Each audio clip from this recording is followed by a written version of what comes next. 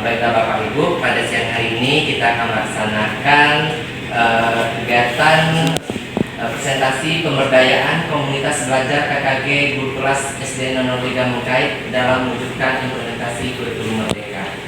Adalah pemaparan materi terkait komunitas belajar di SD 03 Mengkait yang akan disampaikan oleh Pak Abi selaku Kepala Sekolah SD 03 Mengkait. Kepada Bapak, kami silakan.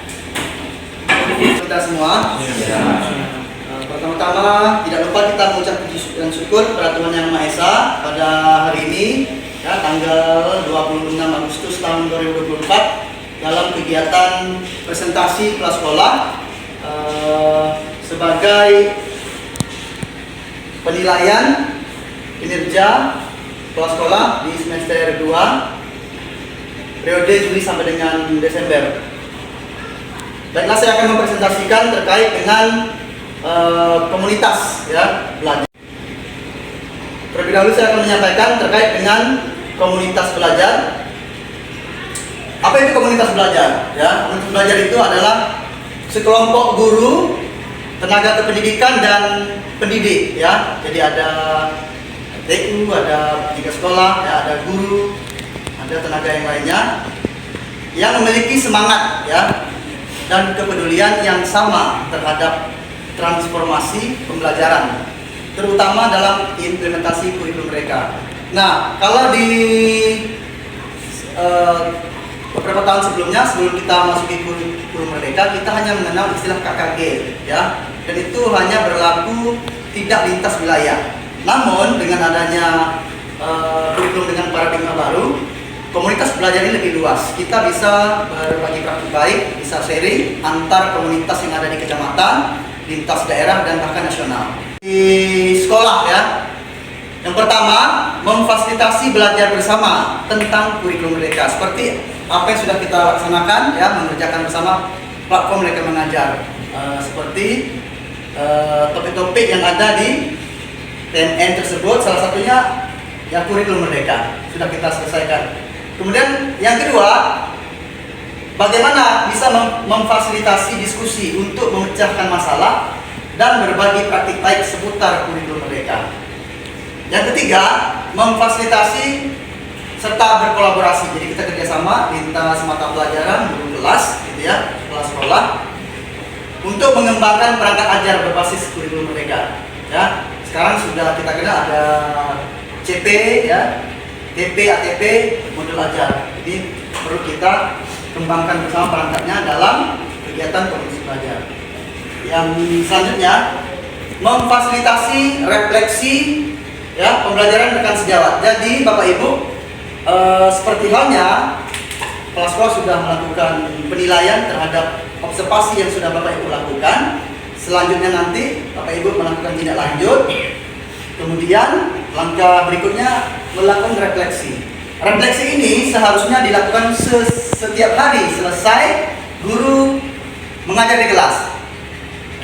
Terkait apa saja yang sudah dilaksanakannya, apa yang kurang, ya, apa yang perlu saya kembangkan kembali untuk besok harinya. Ini perlu dilakukan setiap hari sebenarnya. Oke, lanjut slide berikutnya. Hal-hal yang diperlukan dalam komunitas belajar. Yang pertama, komunitas belajar mendapatkan dukungan dari kepala sekolah, ya, dari pengawas dan juga dinas pendidikan. Nah, dalam hal ini komunitas kita, komunitas KKG Guru Kelas SD 03 Mengkait, itu ada dua modal, ya. Yang pertama mode dengan daring yang sudah terdaftar di platform mereka mengajar, yang akan kita laksanakan secara daring hari Kamis lusa, ya. Jadi itu yang mode pertama. Yang kedua, mode yang kita laksanakan secara offline, itu artinya komunitas belajar intrasekolah yang ada di sekolah kita saja, ya, tanpa melibatkan guru-guru yang lain. Tapi kalau yang daring, kita bisa melaksanakan lintas sekolah dan lintas daerah. Oke, kedua, melibatkan semua unsur-unsur yang ada di satuan pendidikan. Ada kepala sekolah, ada teknik, ada pendidik, ya, kita semua terlibat bersama. Artinya yang berbagi praktik baik tidak harus kepala sekolah sendiri atau guru penggerak atau kalau kurikulum, ya, sekali-sekali kita rolling, ya. Pak Tony materinya apa, Pak Dek materinya apa. Ya, makanya kita terus laksanakan komunitas belajar ini secara rutin setiap hari Jumat, gitu ya. Yang ketiga, dengan adanya komunitas belajar ini diharapkan bukan untuk kita, ya. Pusat daripada komunitas belajar ini terpusat pada peserta didik dan peserta didik.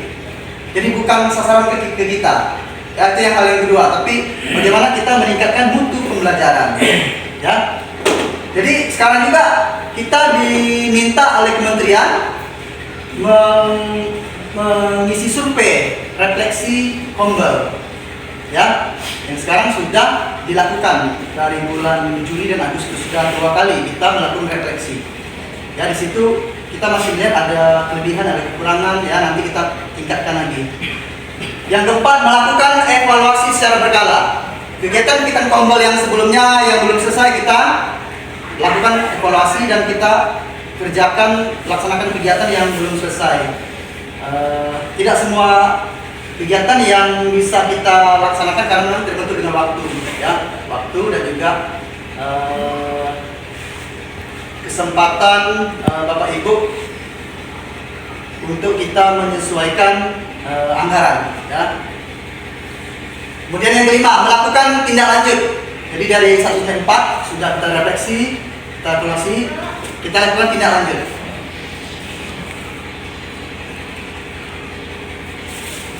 Oke, selanjutnya jadi strategi komunitas belajar. Oke, diantaranya yang pertama, munculkan motivasi internal dulu. Bagaimana guru-guru itu bisa bergerak, gitu ya. Walaupun mungkin di sekolah kita yang mengikuti guru penggerak ya baru 1 kali 5, ya, calon guru penggerak. Artinya kadang-kadang kita sering merasa kita sudah enak berada di posisi PW, tidak mau bergerak atau tidak mau berbuat apapun, sudah, ya, gaji, orkestra, tunjangan, tidak perlu saya berbuat banyak. Kebanyakan tantangan yang ada di pulau seperti itu guru-gurunya, ya. Jadi tidak hanya di sekolah kita, rata-rata seperti itu. Jadi kita perlu dengan adanya Kombel ini meningkatkan motivasi internal. Guru-guru bisa saling berbagi pengetahuan, skill-skill yang dia punya, ya. Berikutnya, mungkin tidak atas pengetahuan tentang pembelajaran, mungkin hal-hal yang lain, mungkin masalah pembelajaran dengan Canva atau quizzes, ya, bisa kita berbagi. Kemudian berikan ruang belajar yang seluas untuk belajar bersama-sama, ya, tidak dibatasi usia berapa, gitu ya, kelas berapa. Oke, itu saja. Lanjut slide berikutnya. 7 modal utama pendukung komunitas belajar. Oke, yang pertama ada manusianya. Jadi untuk komunitas belajar itu tentu ada orang-orang yang bergerak di dalamnya. Siapa tadi? Ada tendik, ada pendidik, gitu ya. Kemudian lingkungan sosial. Lingkungan sosial sangat berpengaruh. Karena apa? Kita sekolah berada di wilayah masyarakat. Nah, jadi ini kita juga perlu melihat lingkungan sosial perkembangannya seperti apa. Model luring offline, ya, internal sekolah. Yang kedua model daring, ya. Kemudian antar komunitas, ya. Jadi alami sangat berpengaruh. Kalau dulu kita melaksanakan kegiatan MGMP, KKG, ya, kita juga mempertimbangkan faktor cuaca. Kadang-kadang pertemuannya misalkan tidak terencana itu bisa batal, cancel karena apa? Faktor cuaca, tidak keuangan, ya. Kegiatan tentulah bergantung. Ini ada 2 perbandingan, Bapak dan Ibu. Ya, komunitas mana yang ideal? Yang pertama, ada waktu diatur, ya. Mereka juga semacam dikatakan bahwa faktor alam juga mempengaruhi kita, bisa membuat 2 model tadi, bisa luring, bisa daring. Itulah keistimewaan daripada komunitas yang pembelajaran paradigma baru ini sangat membantu kita, ya, bisa saling berbagi dan sharing dengan teman-teman. Lanjut lagi slide berikutnya. Serta strategi pendaftaran komunitas belajar. Nah, sebenarnya kemarin kita diminta untuk mendaftar komunitas belajar di PMN, ya, secara daring.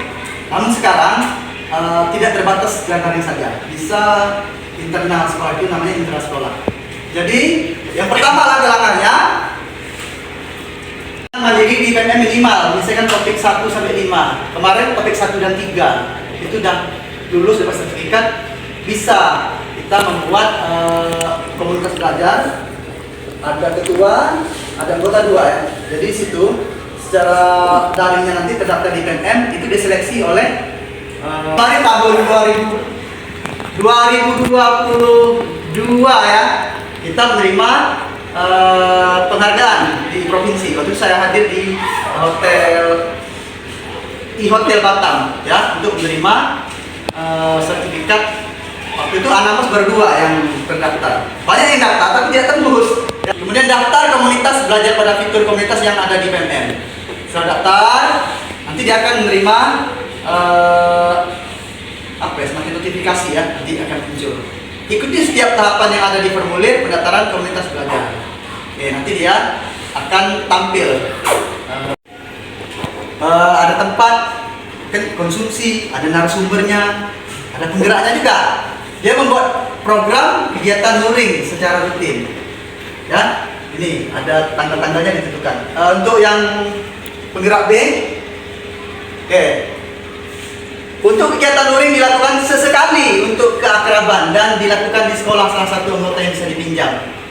Nanti kita bisa, karena keterbatasan ruang kan, sesekali kita laksanakan. Mungkin karena kelasnya ada penuh, ya, KKG-nya meminjam ruangan di salah satu sekolah, gitu kan. Kalau sekolahnya berdekatan, kalau kita kan tidak jauh, ya. Karena semua anggota sudah terbiasa daring, kegiatan belajar rutin bisa menggunakan Google Meet. Oke, menurut Bapak Ibu, mode A dan B ini apakah sama-sama baik atau yang mana baik? Yang A baik atau yang B lebih baik? Di pelatihan mandiri, saya kira ini Bapak Ibu sudah memahami, ya. Nonton video, buka modul, ya, sampai kita mengunggah aksi nyata. Ini sudah kita lakukan saat ini. Oke, lanjut Pak Ime. Oke, untuk ruang kolaborasi Merdeka Mengajar, RKMM waktu itu. Sekarang namanya RKMM. Ada linknya dikasih. Ketika kita sudah masuk di komunitas seluruh penelaah, waktu itu saya tidak mendaftar memang ya. Nah, jadi sampai di sini saja terkait dengan pemberdayaan komunitas belajar kita, ya.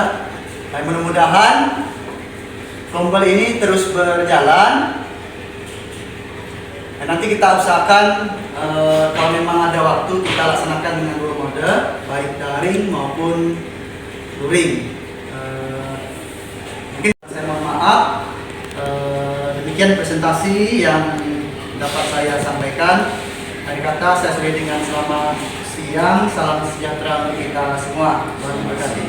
Demikianlah Bapak Ibu presentasi dari Kepala Sekolah SD 03 Mengkait tentang komunitas belajar. Nah, semoga dari penjelasan ini kita bisa memaknai apa itu komunitas belajar di lingkungan